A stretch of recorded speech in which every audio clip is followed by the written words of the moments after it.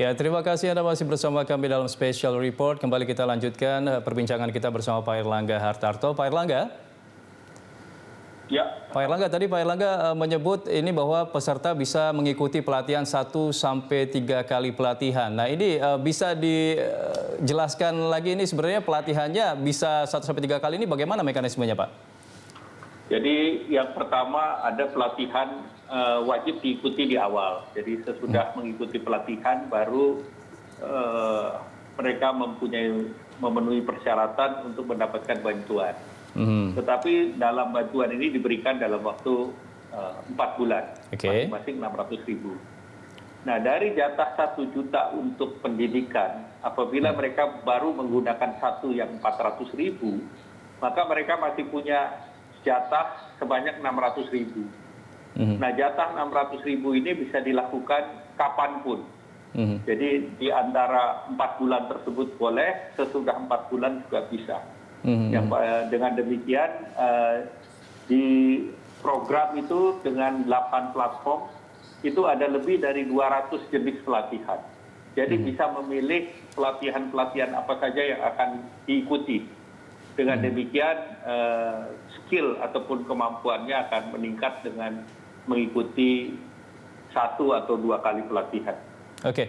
Pak Airlangga, terkait dengan verifikasi data peserta ketika ingin mendaftar. Nah, ini sebenarnya seperti apa? Karena kan kita tahu juga masih banyak NIK yang ternyata ganda, kemudian juga nomor telepon yang sebenarnya juga bisa masih disadap atau dipegang oleh nomor yang lain begitu oleh masyarakat yang lain begitu. Ini seperti apa sebenarnya verifikasi datanya, Pak?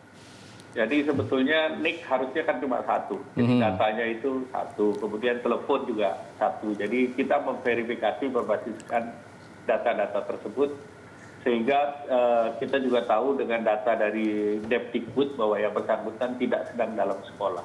Jadi verifikasi data pribadi, kemudian nanti ada fotonya, ada foto KTP, dengan demikian orang per orangnya terverifikasi dan kami bisa mengetahui apakah mereka itu masuk dalam list yang sudah ada di Depnaker, di Jamsostek atau BPJS Ketenagakerjaan, ataupun yang dimasukkan oleh KL, Kementerian Pariwisata, Kementerian Tenaga Kerja, kemudian juga dimasukkan juga oleh dinas-dinas.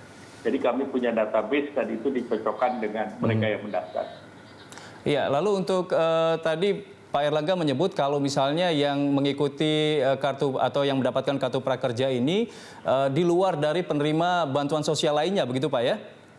Jadi di luar data terintegrasi juga dengan data kesejahteraan sosial yang dimiliki oleh Kementerian Sosial.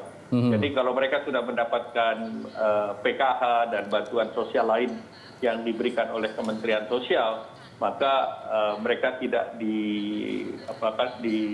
tidak melanjutkan dalam program PHK kalau mereka ikut mendaftar. Oke. Lalu apakah ketika nanti masyarakat yang ikut kartu prakerja ini sudah lulus, apakah ada penyaluran untuk mendapatkan pekerjaannya, Pak? Jadi kartu ini berbeda dari setup awal. Kalau setup awal ada 2 jalur. Satu dilatih untuk menambah skill, yang kedua ada penempatan kemudian dilatih. Nah, sekarang yang jalan baru yang untuk melatih skill, jadi melatih keterampilan. Harapannya tentu dengan keterampilan baru mereka bisa mendapatkan pekerjaan yang berbeda daripada profesi awal.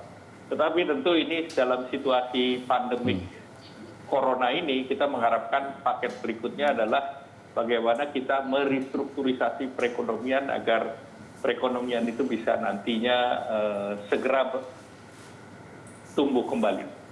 Oke, Pak Airlangga, ini data dari Kemenaker ini mengatakan bahwa sekitar 1,5 juta masyarakat yang sudah kena PHK. Kira-kira berapa daya tahan dunia usaha jika COVID-19 ini masih berlangsung hingga akhir Juni, Pak? Ya, tentu kita bedakan. Kalau perusahaan menengah ke atas itu rata-rata mereka bisa tahan mungkin 1-2 tahun ke depan. Tetapi yang pemerintah concern adalah usaha kecil dan menengah. Dan pemerintah sudah merelaksasi untuk kredit usaha rakyat.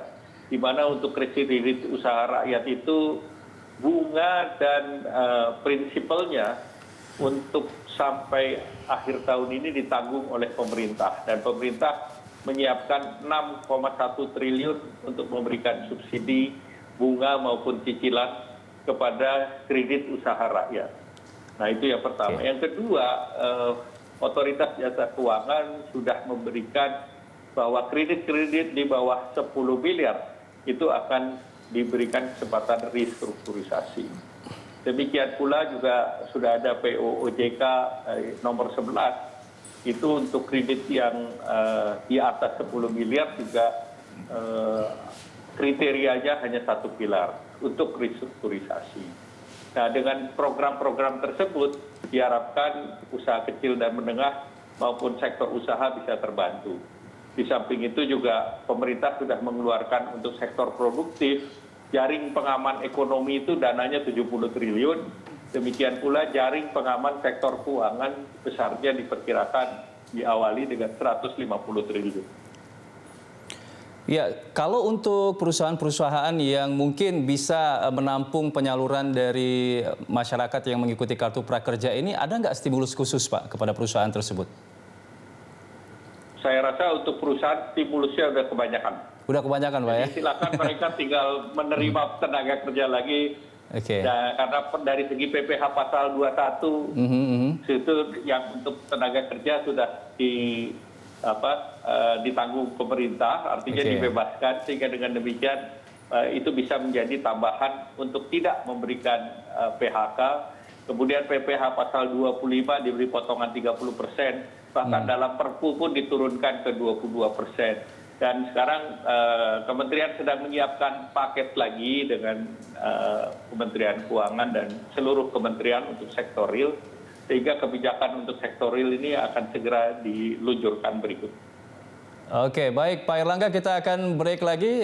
Kita akan lanjutkan di segmen terakhir, Pak Airlangga. Pemirsa, kami akan segera kembali usai jeda berikut, tetaplah di Special Report.